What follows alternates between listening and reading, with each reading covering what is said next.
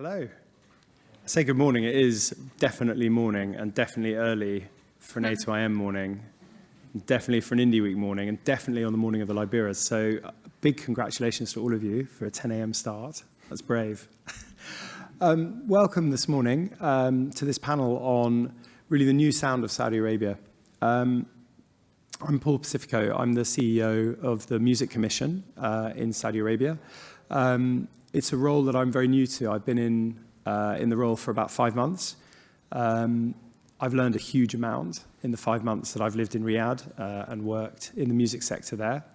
And I also learned a lot about Saudi Arabia in the 6 months to a year leading up to starting a job there, before which I actually knew very little about Saudi Arabia. And for me, one of the biggest things I've learned is, I guess, the reality of what actually happens and the sort of perspective of what people think happen.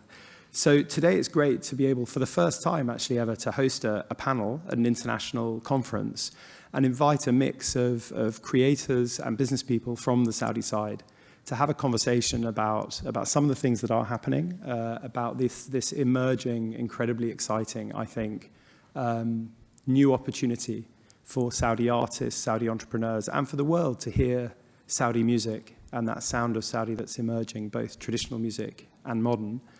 So the Music Commission is part of the Ministry of Culture in Saudi Arabia, and we're a sort of semi-autonomous body that's one of 11 cultural commissions with responsibility for developing that part of the culture sector. So the Music Commission sits alongside other bodies like the Fashion Commission, Visual Arts Commission, Film Commission, and others. And that's really because in Saudi Arabia, sorry, I'm going to go on for another couple of minutes before I introduce the panelists, just to sort of frame the conversation and help give a bit of context. Saudi Arabia is, I don't know how many people have been to Saudi Arabia here in the audience? 1, 2, 3? Okay, so 3 people. That's more than in a lot of audiences that I meet. And that's kind of, that's changing rapidly. So Saudi Arabia, I'll give you a few kind of helicopter stats so you have a bit of context. Saudi Arabia is a country that's around 50% of the landmass of Europe. It has a population of around just over 35 million people. That's going up quite quickly. In that population, 70% of the population is under 35 years old. So it's an incredibly young population, and there is 98% internet penetration.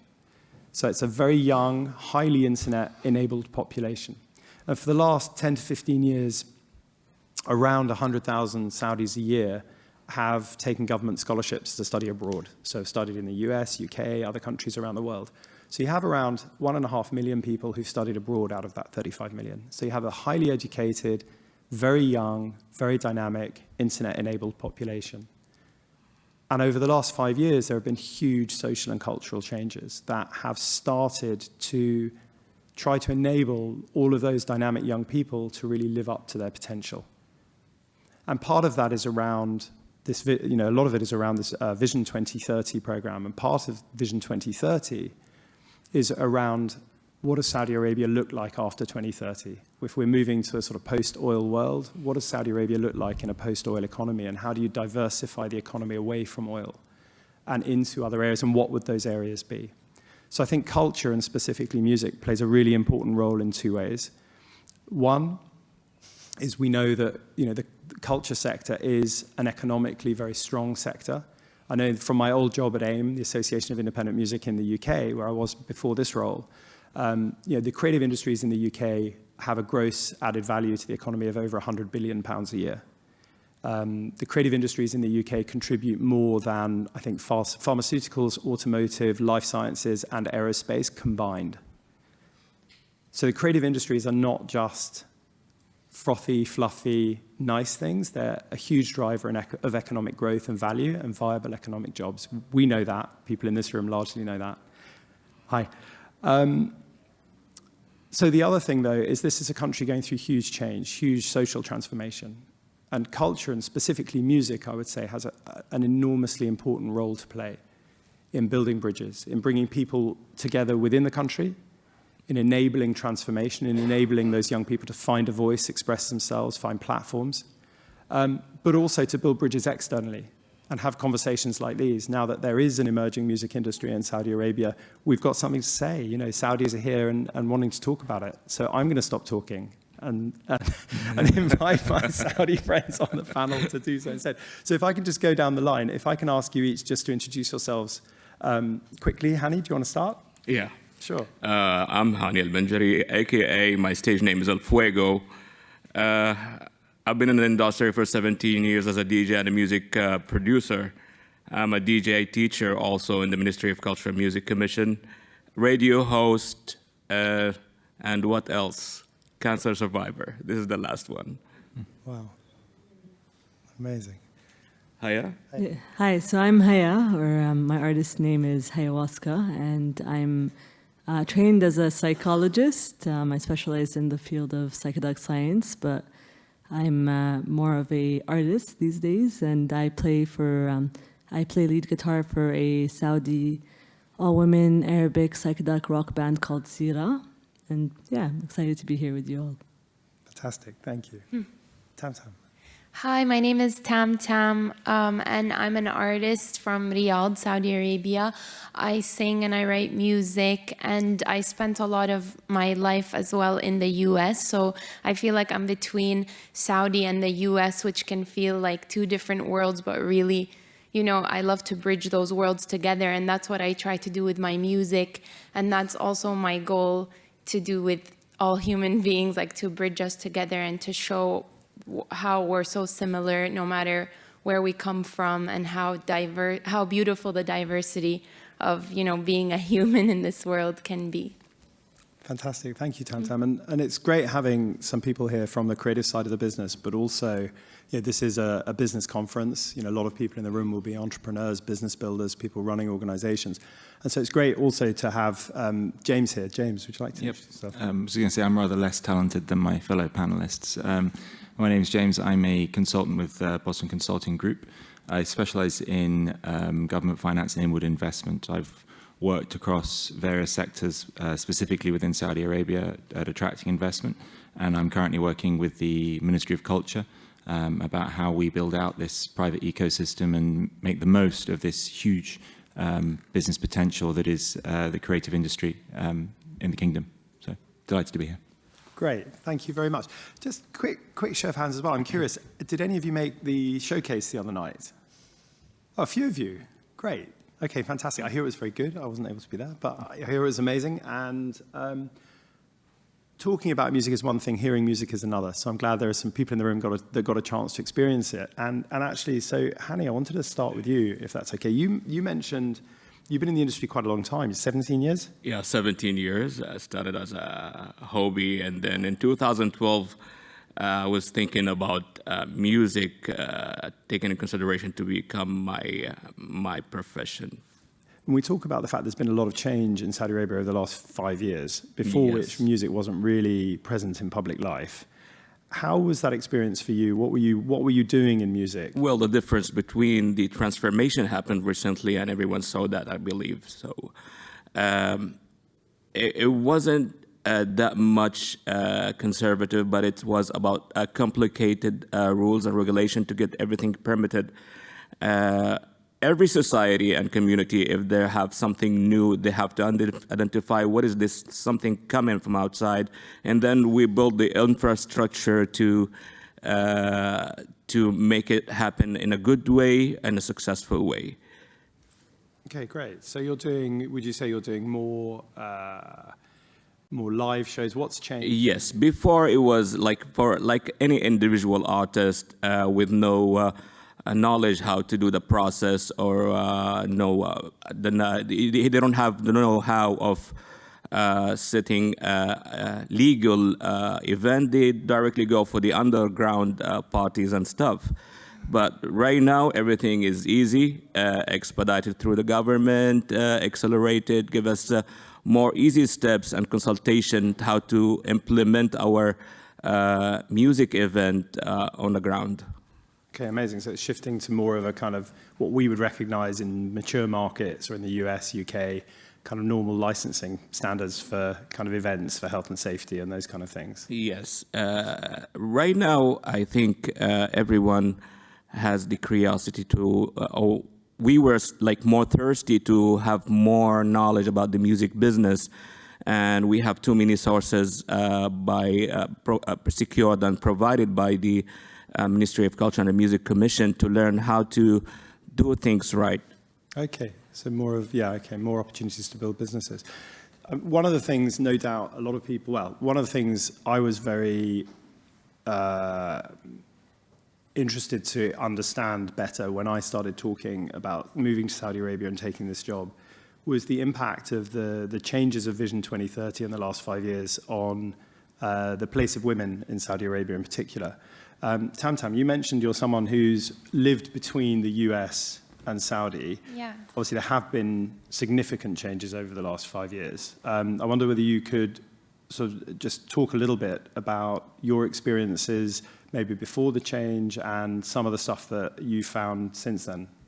Okay, great. So I started doing music maybe 9 years ago. And I mean, I've always loved singing since I was 11 years old. And I didn't know if it was something I could do because I didn't see a lot of opportunities in Saudi growing up to perform live and to do all that. But then when I went to the US, I started singing and I started to grow my love for music, recording music, working with different producers from the Middle East to in the US, everywhere. And it was really great because I always said I was from Saudi, so being Saudi didn't stop me from doing what I love and pursuing music. And it was amazing. Like I would go back, I guess the difference is I would go back to Saudi to visit my family, and I didn't have shows to do. I didn't have things to, like, ways to express my music in a way, but I did, for example, one time I did like a meet and greet at a cafe in Saudi, and that was cool. Like I got to meet a lot of my fans there, and nowadays the difference is when I go back to Saudi, I have shows and I have, there's live entertainment basically. That's the biggest difference that I've seen. I guess, like you said, before it was more underground, the live scene, but now it's overground. Fantastic. And so Haya, you're newer to the scene, I guess. And do you want to talk a little bit about your experience of how you got started, what you're doing now, and the way you'd like that to lead? Yeah, sure. So I've always played music, but it was more of a hobby. I never really thought of it as a viable career option, and since the changes have been happening, it's become clear that it is very much an option, and not just an option. Actually, it's encouraged. So yeah, it's been a very exciting experience, and I see the way that we are supported in ways that I haven't seen support other places. So it's been really great. We're really encouraged to be doing what we're doing. Great. I think when we keep using the word change, and one of the things that comes to my mind and that I'm aware of, and it's quite interesting being on this side of the panel, I'd be very used to being in the room listening to panels like this, at conferences like this. And so in a way, I'm kind of second-guessing almost the thinking that's happening in the room and in my head. And this talk of change, there's a lot of talk of change. And the way that change is often talked about is quite top-down, in the sense that, Vision 2030 happened. There was lots of changes to the rules, particularly, so some of the ones that are always highlighted in the press are the kind of women driving, but more, importantly to women in the workplace, the getting rid of the guardianship system, the whole kind of reset really in society, and particularly around gender parity. It's interesting, so the Ministry of Culture where I work, the leadership of the ministry is 48% female, which is something that's quite unexpected, I think, for a lot of people when I talk about it. Certainly would have been unexpected in a lot of the UK organisations I was working with in the past. But the Ministry of Culture is a new organisation, so it's sort of everything after 5 years ago is built very much along the lines of this kind of new vision for the country and how it should be. Other institutions that are older will take longer to change. But this idea of change, one of the things I wanted to explore, one of the things that I've learned being on the ground in Saudi is it's not just a top-down thing. I describe Saudi often as feeling like living in a whole country that feels like a startup, because everybody's excited. Like, you go and get coffee, and the guy in the coffee shop's like, "Where are you from?" "London." They're like, "How long have you lived here?" It's like, "Do you like it? Is it good?" It's great, isn't it? There's this. It's personal. The change feels very personal. And I just wanted to ask you guys about that on the panel, because there is this, I think, there is this tendency to talk about it in that top-down way. How do you feel this change is happening, and not just impacting on you, but how are you part of the change? I definitely agree. It's such an exciting time. I definitely feel this excitement in the air every time I'm back home. And one thing that I noticed is that there are so many more creatives. There have always been creatives, always, but now they're really out there. They're putting themselves out there, and that's something that I really love to see, because when I was doing music before 5 years ago, people would come up to me or send me direct messages and say, "This is so amazing what you're doing, like, thank you so much, I want to do this too." And it kind of felt like they wanted to do it, but they couldn't. And I would always tell them, like, you can do it too. If I'm doing it, you can do it. You know, no, nothing is stopping you but yourself.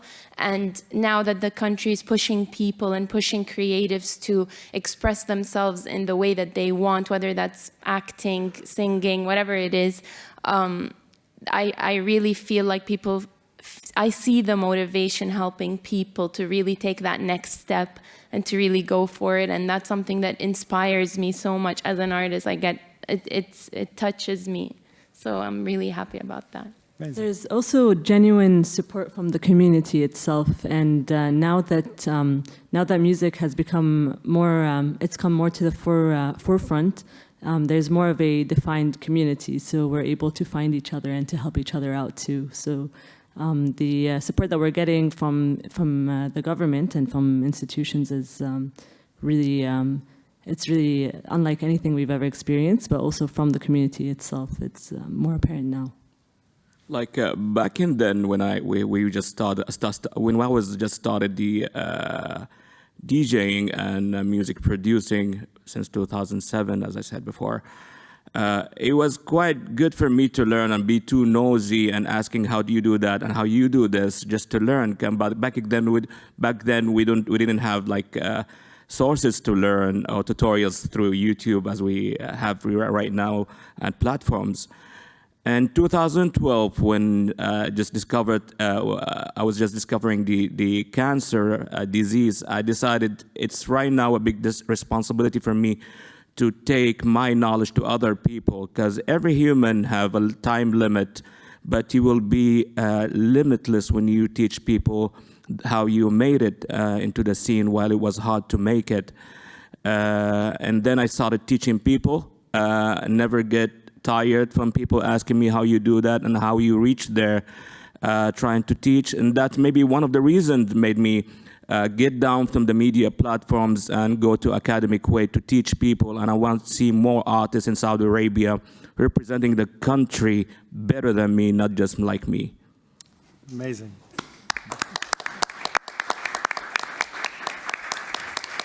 Actually, Hani, I'll never forget the first time I met you, because I went to Riyadh for the first time. I'd had a lot of conversations leading up to this first trip. I spoke to a lot of people in business, in politics, and am I crazy considering going to Saudi Arabia? What is this? What is it? What's really happening? Trying to figure that out. And my first trip, I think I experienced what a lot of people coming to Saudi for the first time experience, which is quite a high degree of anxiety. What am I walking into? Is it going to be okay? And I arrived in the country for the first time, and I did have a very positive experience. I loved it. Obviously I stayed. But meeting people, I got taken to the music hub on I think my first or second day. And the music hub is a kind of non-academic learning facility. It's a vocational facility for both amateurs and professionals, just lifelong learning in music. And I was being shown around, and it was all quite formal, and I got introduced to the head of the Oud faculty, which I thought, okay, fine, that's expected. And then I met a sort of violin teacher, and I thought, great, okay, fine, fantastic. And then the guy showing me around sort of said, oh, quick, this is Hani, the head of our DJ faculty. At which point I turned around to see you, but I also slightly got whiplash because the idea of there being a DJ faculty in the Music Hub was completely unexpected for me, which I think said more about me than the Music Hub. But I'll never forget that moment where I turned around and saw you, and that was one of those kind of breakthrough moments for me in thinking, what is this change, what's really happening, and how broad is it? Is it just classical music or traditional Arabic music? And actually starting to understand that it is an invitation to be creative, to be expressive, to find platforms in a very broad way. Cross genres. So yes, no, that's a very funny moment. Actually, a friend of mine came from Dubai, and I was asking him how did you find the transformation happen in Saudi Arabia? He said, like you guys riding a Bugatti, and we are riding Camry. It does move fast. But it's of course important and crucial to understand the creative changes. But, in order to be sustainable, creativity needs a business structure. It needs to be commercial. It needs to be viable. And in a big country like Saudi Arabia, it needs to there need to be economically viable jobs, careers, and businesses. James, what are you seeing in terms of the structure that is sitting around this creativity? How's that developing? Yeah, I think that this is one of the sort of perhaps sometimes misconceptions that that Saudi is still, in some sense, very, very backward when it comes to doing business. I spent a lot of my career working with Ministry of Finance and Ministry of Investment, and the focus on how we do things more efficiently and how we do things more sustainably is absolutely critical. And I think that if we circle back to what the fundamental aim of Vision 2030, which is driving all this change, is, it's about diversification away from hydrocarbons, away from oil, and creating new revenue streams. And DJ Alfredo sort of compares it to our neighbours in the UAE. Culturally speaking, just purely from a business perspective, culturally speaking, what Saudi Arabia has to offer leaves Dubai for dust. I mean, the thousands and thousands of years worth of history, really genuinely. I mean, pictures I would show to my friends back home, and I say this is in Saudi Arabia. They don't believe you. But what is also being done is the centre of government is fully aware that we need to partner with the private sector to make this happen. We need to embrace everybody playing the right role. So whether that be third sector, whether that be government sector, whether that be private sector. And ease of doing business is increasing significantly, as is the government support for inward investment. So we can build and embrace the talent ecosystem and tap into this pent-up demand that's here. And I think that it's an interesting point that you made, Paul, about the creativity in music predated these changes. It was always there. It's just about harnessing it. And I think that when we take that into a business setting, it's the same thing, right? It's creating these opportunities within the private sector that exist outside government, because the talent within Saudi, the education system within Saudi, it's all there. It's just building it now and making it last. Yeah, that's very interesting. I know the role of the Commission is interesting in that context, because in an early stage market, and I see this in markets that I visited, music markets around the world in my career predating Saudi, that in smaller markets there's often quite a lot more government support needed, because for artists to reach critical mass and get out there into the world just takes a bit more support. There's less of private sector.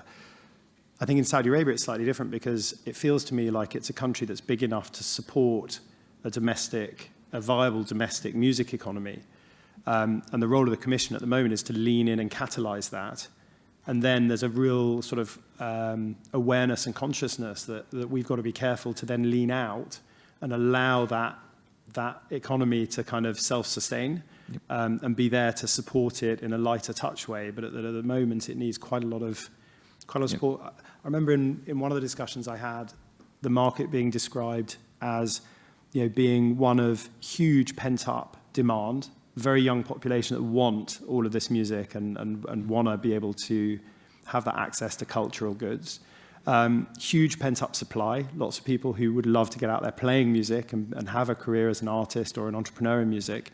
But really it being a country, because of its history, where there were no enablers. Yep. So the role of the Commission in that sense is to build those enablers as rapidly as possible to connect that huge pent-up supply and that huge pent-up demand. Yep. And so I know some of the business people in the room are going to be very interested, in what we're doing in terms of infrastructure build. So there is, a rapidly emerging a plan to launch a CMO. So there'll be a collective management organization, and that'll be across multiple sets of rights. So on the publishing side, both mechanicals and public performance, and neighboring rights, and actually audiovisual rights. So again, there's this huge opportunity to build a 21st century version of the music industry without the baggage that mature markets have that hold them back in terms of systems, structures, the factional view of rights and the sort of internecine struggles that often hold back, I think, the growth of the industry and the opportunities. So, I'm an optimist in the sense that I see there's talent everywhere. There's a lot of talent in Saudi Arabia. There are new sounds. There are sounds and rhythms, instruments, melodies that I've never heard before that I've been discovering and can't wait to be out there in the world. And so to have the infrastructure there where actually, we can collect money for those artists, it can be distributed efficiently and effectively and accurately. That'd be nice. And to do that and have a kind of a whole generation of entrepreneurs coming up. I mean, there's a big regional player, Rotana, who are a record label who've been around a long time. And again, interestingly, they were Saudi, but based outside Saudi, and now they've moved back. And that's something that's happening a lot, that kind of, I need to find out, I keep asking, I don't know if anyone in the room can help me. I've often heard the term a brain drain, where bright people in a country sort of leave to develop their careers. In Saudi Arabia, I think a lot of people went to study abroad. There's a big diaspora because people sort of stayed away to develop their careers and their lives elsewhere. Now with all of these changes, the opposite is happening. A lot of that diaspora is coming back. I have a lot of conversations with people who say, I moved away. I kind of said to myself, I'd never really go back. I want to make my life overseas. Now they're back. And I don't know what that word is, but I need to find out. So if anyone's got a term for that, I'd love to hear it. But it is really exciting, that idea that a lot of people are bringing that expertise, that knowledge, that talent back to Saudi.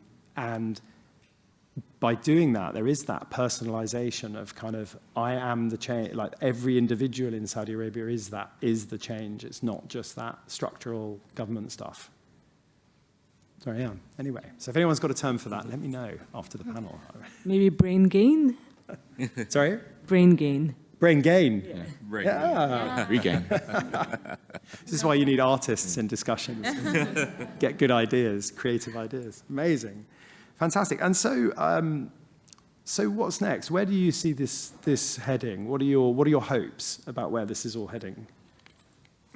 I think it's just gonna get bigger and bigger. I mean, for example, there are so many live music opportunities from my perspective. There's Soundstorm. I performed at Soundstorm last year. It's a music festival in Riyadh, and then there was another one in Jeddah called MDLBeast.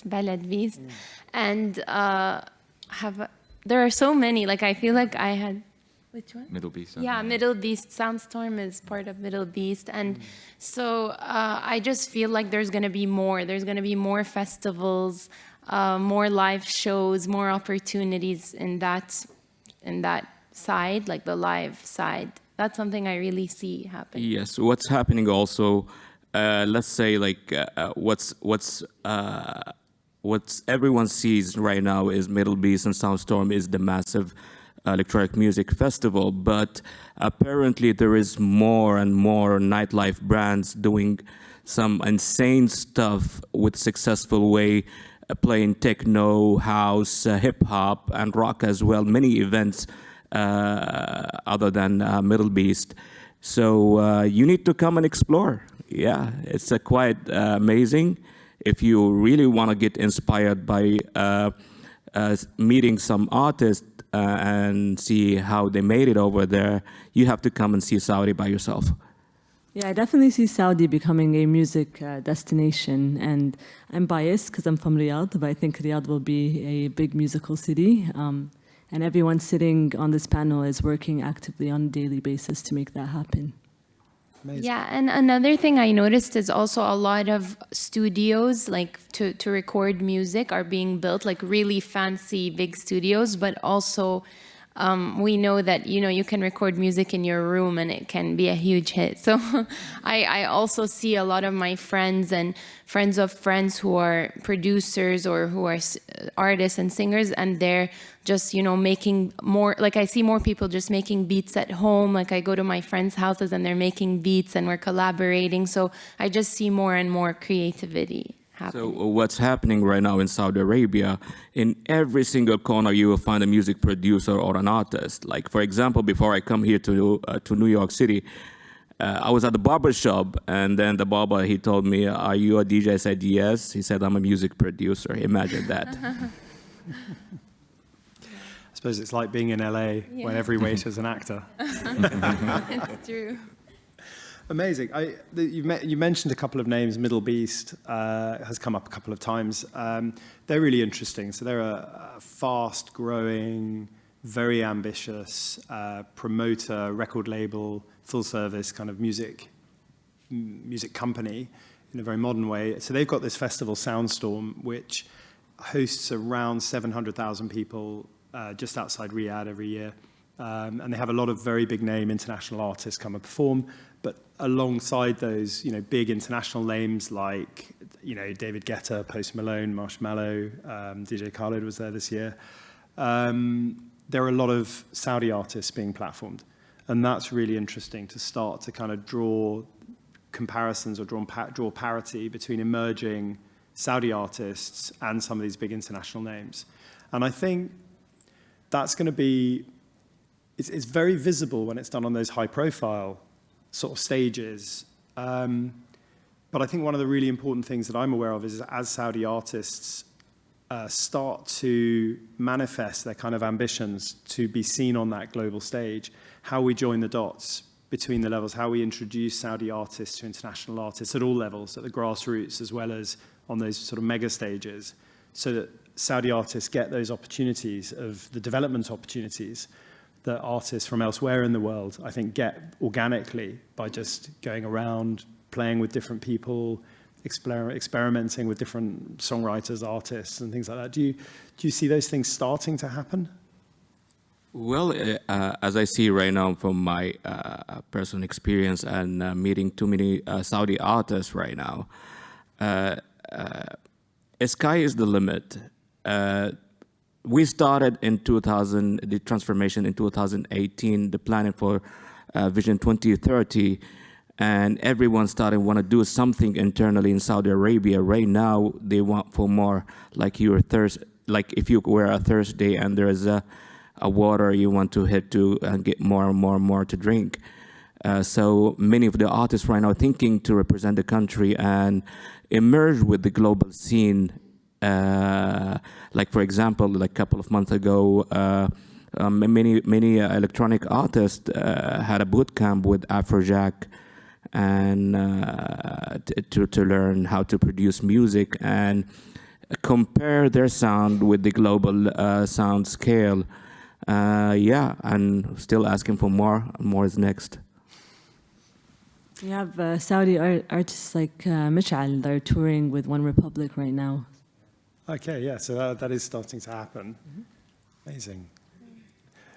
I think it's also just to build on your point from where you were talking about the government intervention and stuff. That's a little bit how international artists, and we see this across the creative sector. International is almost seen as a bridge whilst we build out the infrastructure and whilst we build out everything required to enable the Saudi talent to really have that sort of platform. And I think that with these sorts of large scale events, what we'll increasingly see is bigger and bigger platforms. I know that the aim is bigger and bigger platforms for Saudi and for the local talent, and the mix will be much closer to 50-50, if not more in favour of local. And the title of the panel is The New Sound of Saudi Arabia. And I'm really interested in the panel's view on, we live in a sort of a globalized world where there's a lot of homogeneity. You know, you can hear reggaeton all over the world. You can hear, you know, lots of types of music all over the world. What is the sound of Saudi, do you think? Is there a sound of Saudi? Do you think we're yet to discover it? And do you think it has a place in the world? Well, as a music scene, we're not talking about Arabic music. We're talking about the Western music, such as R&B and hip-hop and electronic music. We started producing music and releasing art we saw where the West ends in their industry and still developing, and we added our own touch, like Oriental music, to the sound and exported as a modern Saudi sound. I think Saudi has so many sounds. I don't think there's one. I mean, there are so many incredible artists, like hip-hop artists who sing in Arabic and they're rapping in Arabic and they're incredible. Like, you can find them on YouTube, and there's there's just so much diversity. And then there's more traditional sounds, like with the oud, and that's a huge market in Saudi. That's the biggest market, I would say. And there's so many, there's a lot of like poets that I've been collaborating with. For example, like when I write Arabic music, my Arabic isn't as strong, and so I like to work with poets who write in Fusha, which is the traditional like Arabic, and I love working with them and really telling them my stories, and then they write it in Arabic, and then we collaborate in that way. So I just feel like there's so much, and I couldn't put it in a box. I feel like Saudi is so diverse. I think Saudi is more diverse than Saudis know. Saudis themselves know, and that's beautiful, and I'm so excited. Yeah, just to echo what Tamtam was saying, Saudi is a very, very diverse country, so it's really hard to define the musical sound, but all three artists sitting on the panel come from very different genres. That's true. Also, yeah, I mean, I mentioned in my sort of introduction that Saudi is 50% of the landmass of Europe. So there are 13 regions, and geographically, again, in my mind, pictures of Saudi Arabia in my mental map were always sandy deserts. But actually going there and traveling around, there are mountainous regions, there are very green parts of Saudi Arabia, you've got the coastlines, you've got, you know, it's a geographically diverse area. So inevitably, both in terms of traditional and contemporary music, there's a broad spectrum of stuff happening.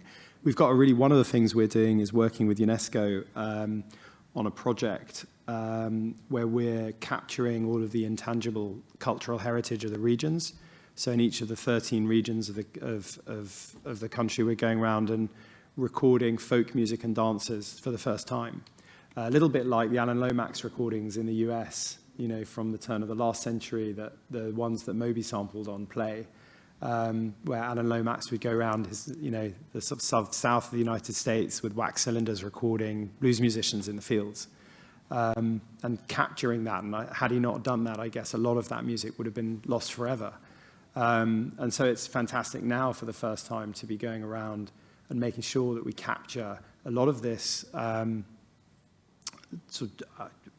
would you describe it? Some of the traditional rhythms and sounds. I mean, there's stuff, I've had a long life in music, and there are rhythms and sounds that I've never heard that I'm hearing through some of these projects that are unbelievable. Well, most of the artists in Saudi Arabia doesn't have... like when they started, we didn't have music institutions and academies to teach music. So most of them, like I'm talking for the people who started like 10 years or 17 years, like me before, they're self-taught. They learn by themselves. And then academies is available right now. People teaching A2IM, teaching music theories, and they gain more creativity on their route in this career. Amazing. I want to leave a few minutes for questions, but before we just get to questions, I'd be really interested in a quick fire last question to each of you. On you're sitting here. This is sort of the first time Saudi Arabia's had a panel at an international conference like this, sitting in front of representatives from different countries in the world, all in the music industry. If there was one thing that you wanted to ask the world for to help this emerging Saudi music sector, what would that be? Come visit us and see for yourself. Yeah. So we have a big conference that's happening in December, and we invite all of you to attend. It's called XP, and it's personally one of the best conferences that I've attended.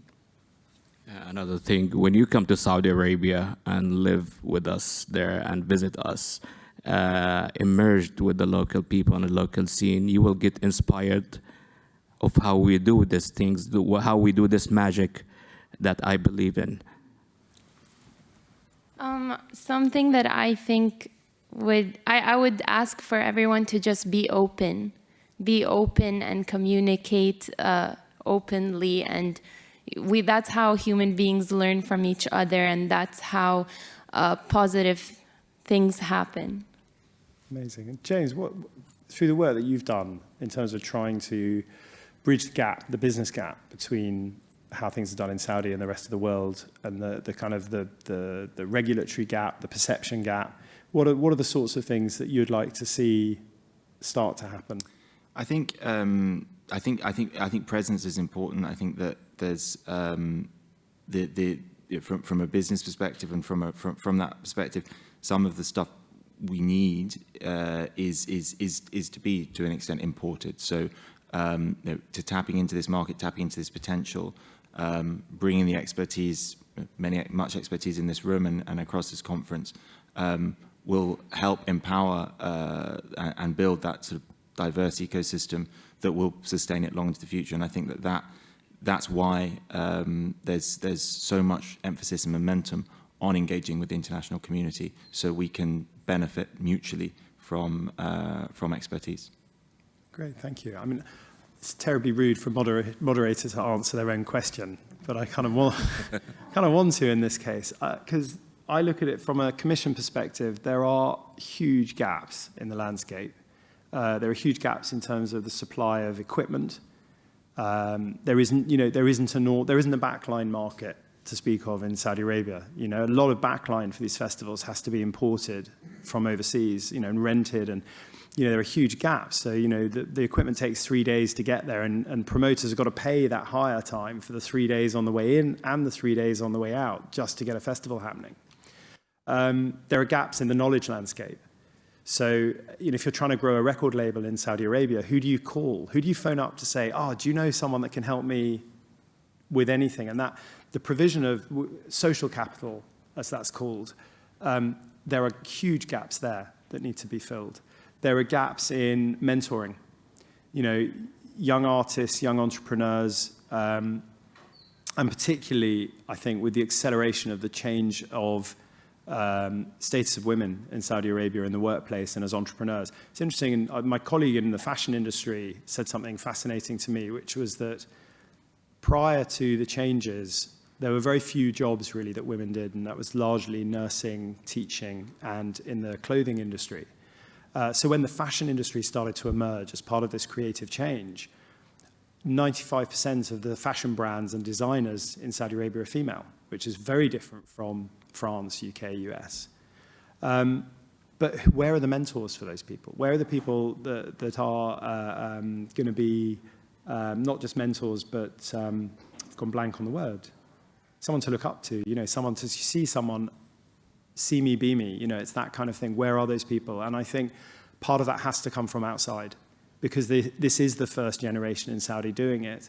And so it does need us to reach out to the international community to set those examples, set those standards, bring that knowledge, bring that expertise, the experience, and the inspiration to say, this is how to do it, this is where you can get to, and this is how to get there.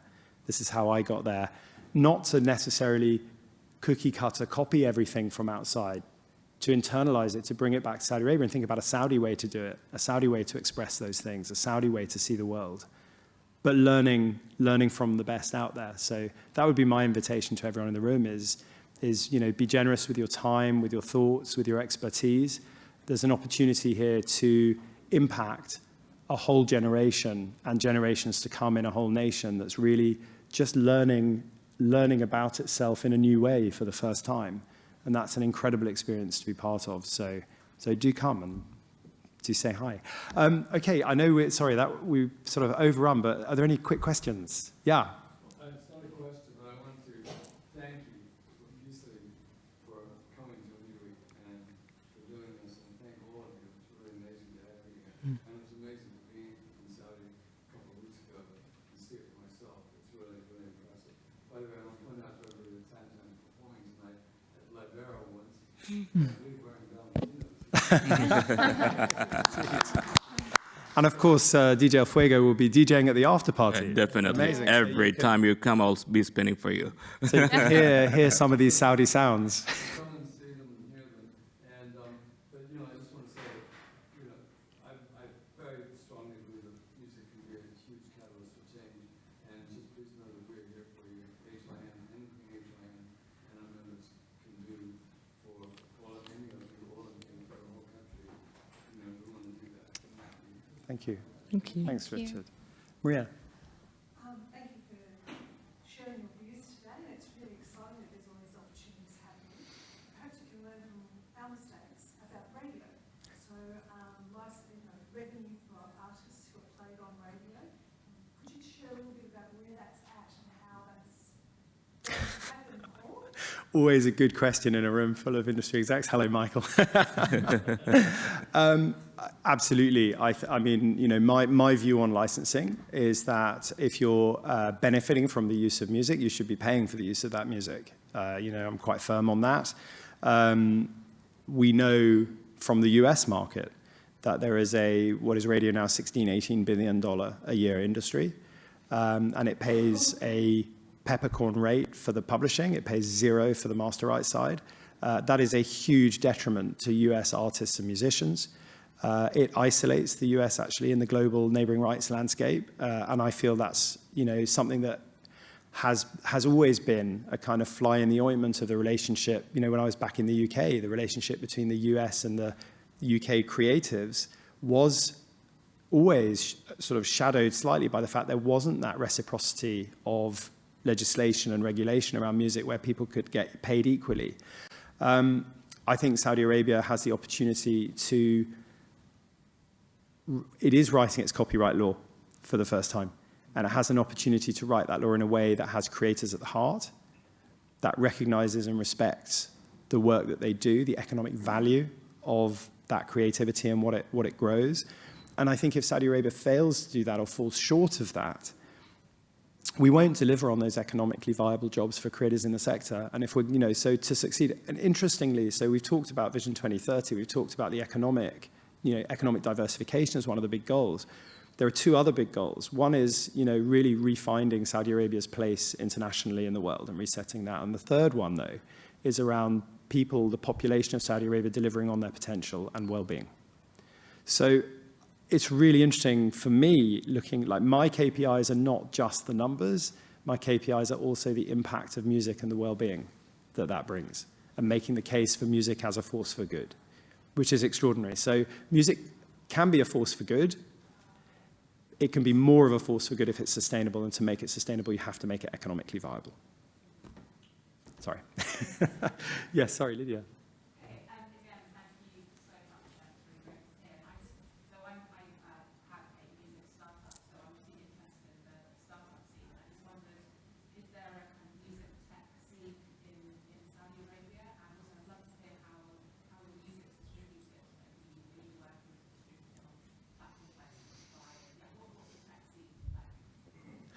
It's a huge emphasis on innovation in Saudi. So you'll see a lot of, if you look just sort of adjacent to the music space, you'll see a huge amount of activity, whether that's around Web3 and the metaverse, whether that's around innovation in life sciences, the sustainable economy, the future. You know, you look at the development of cities like Neom, where they've set up a cognitive technology company to invent the technologies needed to deliver Neom, because they don't exist yet. So there's a huge emphasis on innovation. And the opportunity for music to plug into some of those streams, to learn from them, benefit from them, but definitely. Guys, what do you Distribution, I distribute, the last time I used Believe, I worked with Believe for distribution, and I'm independent, so I've worked with different distribution companies. I've worked with AWOL, they're not in Saudi. I don't think there's a Saudi distribution company. I don't think so, yet. But I know that there are, like, in terms of labels and distribution, there are teams in the Middle East, and some of them are based in Saudi too. Yeah, we just started recording, so we haven't gotten that far yet. So there's Kanawat is a regional distributor. I think that's owned by Warner these days, or part-owned. And obviously there's Angami, which is the local regional streaming platform. So like an app, sort of Middle East kind of Spotify type offering. Yeah, and I can see Empire in the room, who are very active in the region as well as distributors and a label. It's fantastic. Karen, you have a question? I think what you guys are doing is absolutely amazing, and thank you for coming here. I do believe that music can change the world. However, and I guess this question is probably going to be for James, there's a lot in the press at the moment about how Saudi investment in sports has been looked on as sport washing. Do you think that the Saudi investment in music could be looked on as music washing? No. I think that there's perception and then there's reality. That we've talked a lot about change, and we've talked a lot about how things are moving. And I've been in the region for 5 years. I moved there from Spain, Barcelona, so couldn't be more different. And it's a different region, it's a different country, and that's 5 years. I don't know of another country that is evolving as quickly as Saudi Arabia is. And I think it's the talk of investment and sport washing, etc. It's a question of whether we want to look at where we are now, or whether we want to look at where we're going. And where we're going is somewhere very, very exciting. And I think that Saudi Arabia is able to contribute huge amounts to sport. I'm very involved with sport personally, and also to creative industries generally. So I think that in years to come, we will look back and think that the intervention, the move to innovate and drive forward was seminal. And I personally feel incredibly honoured to be part of that change. Yeah, I think I would add to that as well. That's good. It's a good question. It's a question that's reverberating, I think, anyway in the room. So it's good to ask it. I think that there can always be the accusation made, and there can always be that kind of perspective. And I think your question is more about is that kind of what's going on? And I would say, there's a separation here between, if there's a big money deal, let's say a Saudi entity buys a catalogue in the same way that Hypnosis buys a catalogue, or Reservoir might buy a catalogue, or Universal might buy a catalogue. Those are commercial deals. Those are business deals that are looking at revenue and at a return on investment, the way that venture capitalists or private equity people look at deals across the economy. What the role of the Music Commission is as part of the Ministry of Culture is very different. And that's why, bringing artists to somewhere like Indie Week to connect with the independent community globally, to grow authentically from the grassroots up, and to build capacity for those creators and the entrepreneurs that are needed to support them, I think is a very different thing. So there'll always be that top-down stuff going on, and business is business, and that'll happen in boardrooms around the world, hopefully in Saudi as it does everywhere else. For me, the emphasis, and the reason why I was so passionate about building this bridge with Indie Week and the independent community, was about actually supporting artists, like Hani, like Haya, like Tam Tam, and the others that showcased at our showcase the other night. It's about actually knowing what's needed to grow from the ground up and have a sustainable sector that actually has artists and creators at the heart of it. So big deals can happen, but this is trying to do things really, and trying to do them properly, and trying to do them in a way that's going to actually be meaningful. Thanks. I think we've gone really over time. We're getting the big T, so thank you everyone for coming. Thank you very much.